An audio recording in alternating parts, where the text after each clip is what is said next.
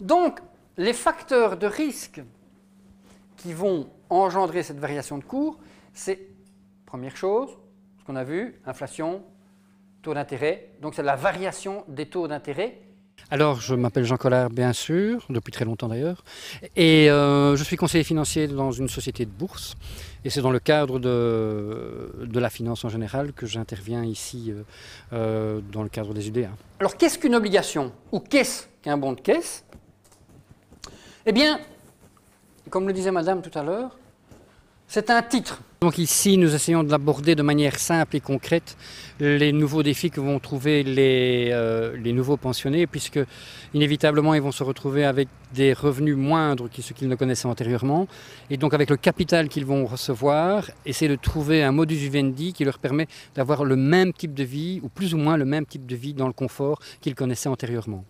Est-ce que vous trouvez que les personnes qui suivent vos formations, en général, sont déjà plus ou moins bien informées ? Un des gros problèmes que nous rencontrons ici dans les formations, c'est justement très régulièrement un manque de connaissances dans le secteur financier qui pourrait amener les gens vers des erreurs dans la gestion de leur capital. Donc il faut véritablement leur donner une approche la plus concrète possible, la plus simple possible et en même temps les pistes à suivre pour améliorer leurs revenus. C'est une donnée essentielle et qui devient de plus en plus importante au fur et à mesure des années qui passent. On le sent véritablement. Est-ce qu'il y a des questions récurrentes lors de ces exposés? Est-ce que est-ce que vous voyez une régularité dans les questions qui se posent? Régulièrement, on trouve effectivement le même type de questions. Que va devenir mon argent? Tiens, je ne savais pas que les taux d'intérêt sur le long terme étaient différents que les taux d'intérêt à court terme. Je ne savais pas que tel type de placement existait. Je ne savais pas que ça pouvait rapporter autant avec autant de sécurité. Je ne savais pas non plus que le prix de l'immobilier pouvait être varié de telle manière. Donc les gens se rendent compte qu'il y a beaucoup de volatilité dans les différents secteurs financiers, bien plus qu'ils ne le pensaient au départ. Est-ce que vous les sentez inquiets pour leur avenir au moment d'aborder la pension? Peut-on considérer les gens comme inquiets? Je ne pense pas qu'il y ait véritablement une inquiétude, mais plutôt un bon questionnement, en tout cas dans le cadre ici, qui est un peu atypique par rapport à ce que je rencontre dans d'autres demandes. Mais ici, on sent véritablement qu'il y a une gestion des personnes qui fait qu'elles sont dans un contexte de questionnement assez soft.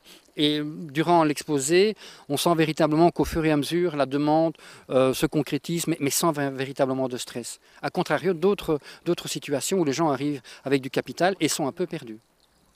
Est-ce que vous pourriez résumer, de votre point de vue, l'intérêt de ce séminaire de préparation à la retraite pour les personnes qui y participent?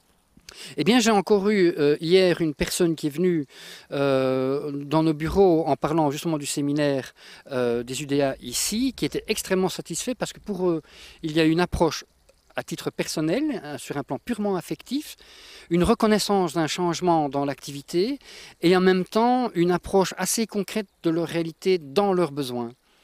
Voilà, je crois que c'est l'approche la plus simple à dire pour l'instant.